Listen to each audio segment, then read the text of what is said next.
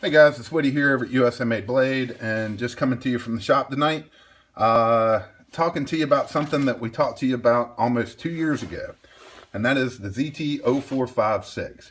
Now the purpose of this video is to show you the breakdown and put back together on this knife, but also just follow up. So 2 years ago, the video we made was called the ZT0456. Yep, it's awesome. And I still stand behind that today, guys. This is an awesome knife. Excuse me. And so wanted to start off showing a new one, and basically kind of just showing you the one change that's happened in the past 2 years. Outside of a sprint run that was done, the only change to the ZT456 in 2 years has been that they've gone from CTS 204P to 20 CV steel. So this is not the one we're going to be taking apart. Instead, thought I would show you guys and take mine apart. You can tell by looking at mine. First off, it's the very first ZT0456 that was ever pulled out of a box in this entire shop. I opened it up, fell in love, and put it in my pocket. And it's been anodized quite a few times. This knife is still heavily in my weekly rotation. It gets used like a champ. I'm impressed as all get out with how it feels in the hand, how well it cuts, and just think it's a badass knife all the way around.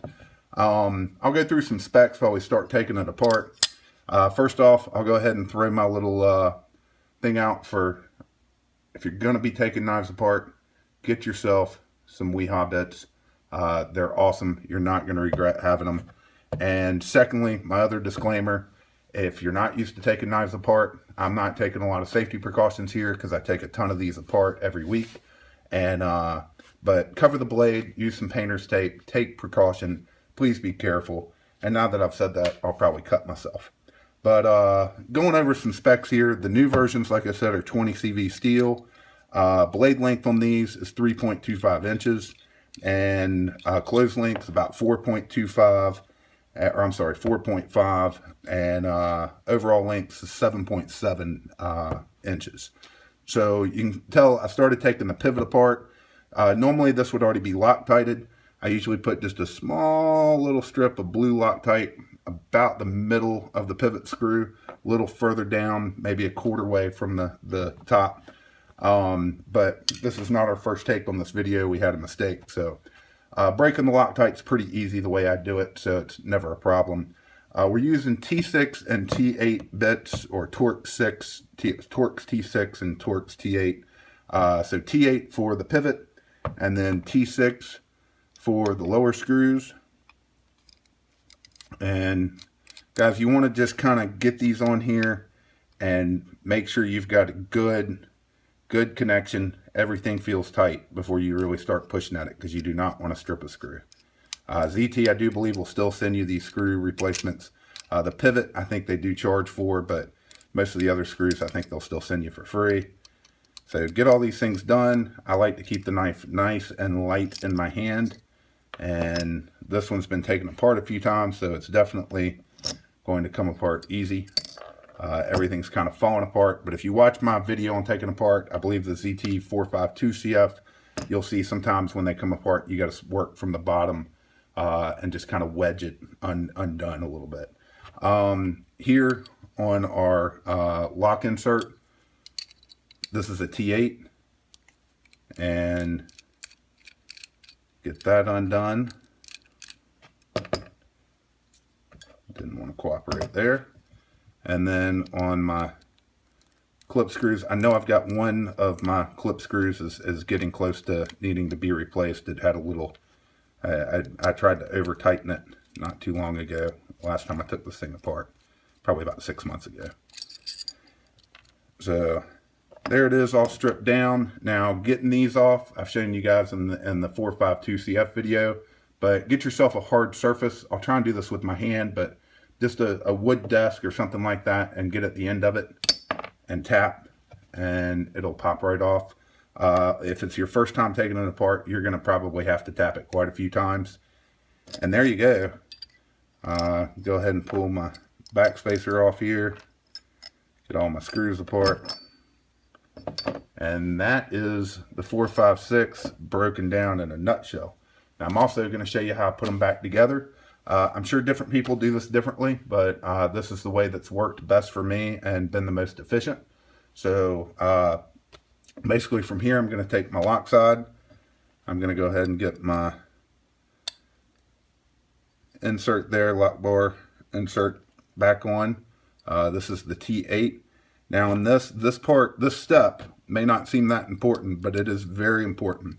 So when you screw this back together and you get it snug, you want to get that really nice and tight, and you want to be able to look down, if I can show you guys here, on here where they connect up, and you want to see that that is snug. You don't want to see any air, any movement, anything in between that. So very important step. It's going to make a big difference on how it interfaces with your blade, and everything locks up. So from here, I like to start with my pivot screw, get this back in here and twist it, make sure it goes in there all the way. I like to keep a finger in there holding it good and tight. I didn't go over my bearings, but guys, I haven't cleaned this in about 6 months, and it's been in the snow and the rain and all around creeks. But usually I clean these with a little rubbing alcohol and a little mineral oil before I put them back in, but they look really good, so we're going to go ahead with that. So putting them on with the outside, you're going to see one side's kind of open and the other side's closed, so you want to make sure that open side is facing towards the outside of the knife. Get my blade on here, and I go ahead and let that lock up just a little, and then make sure I get that bearing on there right. And then, believe it or not, different people I've seen do this different ways, but I go ahead and put my show side scale on, make sure that it's popping in and everything feels good and snug on this end, using this finger to pinch and keep everything together. Go ahead and put my pivot screw on. And I don't know if I've said it already, but I'm at a really weird angle trying to do this. And now with my pivot screw, I'm going to tighten it, but only until I start feeling a little resistance. And then I'm stopping right there. And we're going to come back to that in a minute. So from here, I'm going to take my backspacer, slide it in, and I am going to wait until I can see straight through. See if you guys can see that. I don't think you can, but until I can see daylight all the way through it and everything's clear on the edges. And then I'm pinching hard with my left hand while I'm holding it. And of course, with the angle I'm trying to do this, that isn't working too well. So trying to make sure everything's tightened up good. That's nice and clear. And then that just pushes in, and I do not tighten that yet. I slide my back spacer down until once again I can see daylight all the way through that hole on every side, and then that one drops right in. And then from here, these once again are T6. I like to tighten the first one until it's slightly snug, and then go hit the back one. It doesn't matter which order, but tighten one until it's slightly snug, then hit the other one, tighten that one really snug, come back, tighten this one snug. And I just like to always double check them, make sure they're good and snug. Now from here, when I close the knife, we're probably going to be a little off center. And when I open it, it's probably going to have just a little bit of blade play. And this is where I go back to my T8 and my pivot, and I look straight down the center of it, and I tighten until I feel some pretty good resistance on that pivot, but also, and that's usually right about the time it centers up, which it just did. So that's sitting dead centered. Check it with a flip. God, 2 years old, beaten to hell, used all the time, and still flips and centers everything perfectly. And then from here, put my pocket clip back on.